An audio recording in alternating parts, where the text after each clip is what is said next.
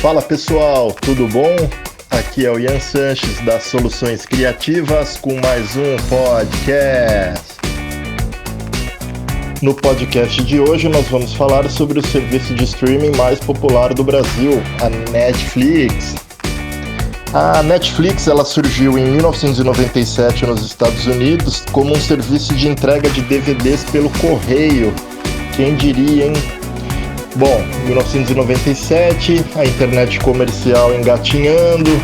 Para quem não usufruiu da internet discada, em 1997 era muito comum a internet discada. Para baixar uma música levava às vezes horas, uma música de 3 minutos. Então imagina assistir uma série que fosse de meia hora. É impossível isso em 97.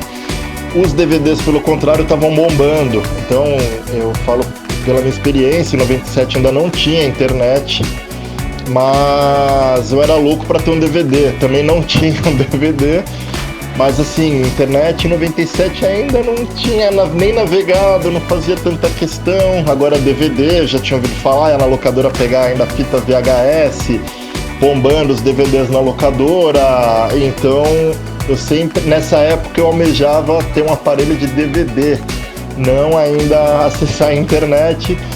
E aí a tendência da época DVD, então assim surgiu a Netflix como um serviço de entrega de DVDs pelo correio. Um fato interessante sobre a Netflix é que em 2000 os seus fundadores, que foram o Reed Hastings e o Mark Randolph, eles tiveram uma reunião com o CEO da Blockbuster na época. Para quem não conheceu a Blockbuster, foi uma rede mundial de videolocadoras e tinha trocentas fitas VHS, DVDs. Então assim, era um império mesmo de locação de filmes. E eles tiveram uma reunião, em 2000 a Netflix estava mal das pernas, então eles tiveram uma reunião com o CEO da Blockbuster para ver se ele não queria investir na Netflix, que na época era o serviço de entrega de DVD, e o CEO debochou, assim, ele não conteve o riso. Enfim, a reunião não funcionou, obviamente, e quem diria, né? No final a Blockbuster faliu. No Brasil, se eu não me engano, ela fechou as portas definitivamente em 2007.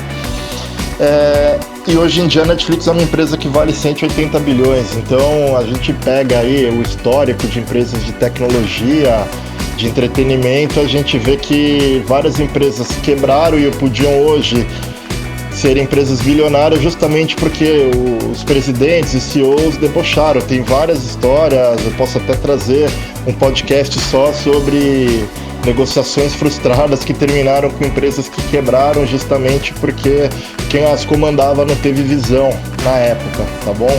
Mas isso é interessante, a Blockbuster poderia ter comprado a Netflix, porque a Netflix estava para quebrar. No final a Netflix se reinventou, se reergueu e quem quebrou foi a Blockbuster. Então o mundo literalmente dá voltas. Outra curiosidade que é bem interessante, nem sempre a Netflix se chamou Netflix. Quando a empresa foi fundada, diversas ideias de nome surgiram, só que um dos fundadores, o Mark Randolph, ele chegou a pensar em chamá-la de Luna.com. Luna era o nome da cadelinha de estimação dele. E os fundadores tiveram outras ideias, como DirectPix.com, Replay.com, mas aí a empresa precisava ser registrada, eles naquela indecisão, e o primeiro nome foi Kibble. O nome significa ração em inglês. Então a gente vê que o Mark Randolph gostava bastante de cachorro, né? Porque ele queria dar o nome da cadelinha dele, aquela indecisão, e acabou registrando a empresa primeiramente com o nome de Kibble, que em inglês significa ração. Uma outra curiosidade da Netflix e que pouca gente sabe é que ela já realizou um estudo sobre o efeito do spoiler.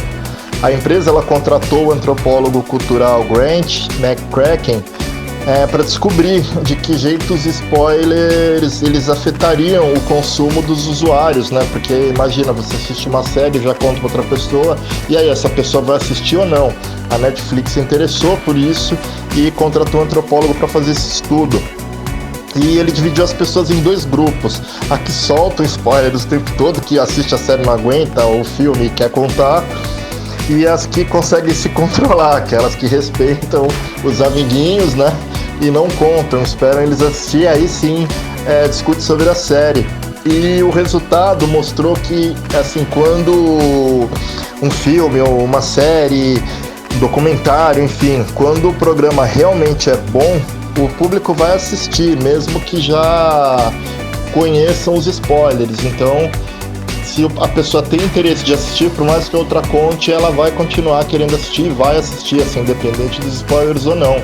Mas cá entre nós que é muito desagradável quem gosta de dar spoiler, né? Porque, pô, perde toda a graça. Isso, na minha opinião, ao menos, eu acho que perde toda a graça.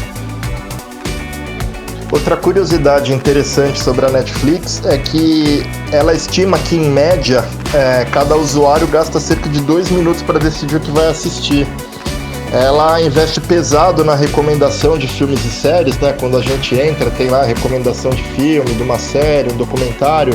Isso é proposital. A Netflix quer que a gente passe consumindo quanto mais horas na plataforma, né? Então é por isso dessas recomendações, porque para a Netflix, quanto mais a gente consome o conteúdo dela, obviamente melhor. Então ela tem esse sistema de recomendação e ela estima que, em média, cada usuário leva 2 minutos para entrar e já escolheu o que vai assistir. Também a gente entra bombardeado por opções, tem lá a avaliação, né, dos usuários, avaliou bem, então deve ser bom, vou assistir essa série, e por aí vai. E a última curiosidade de hoje é que o primeiro conteúdo original da Netflix é também uma das produções mais abstratas que a plataforma já fez.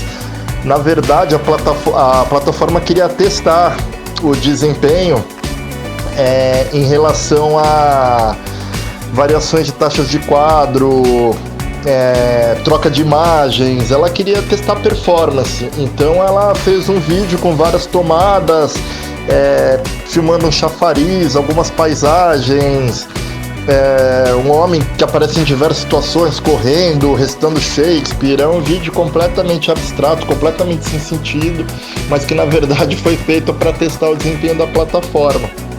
Hoje a plataforma conta com várias séries consagradas. A primeira original que explodiu foi House of Cards, mas hoje em dia tem La Casa de Papel, tem Stranger Things, tem Dark, enfim, né? Inclusive vários filmes também originais e aclamados aí.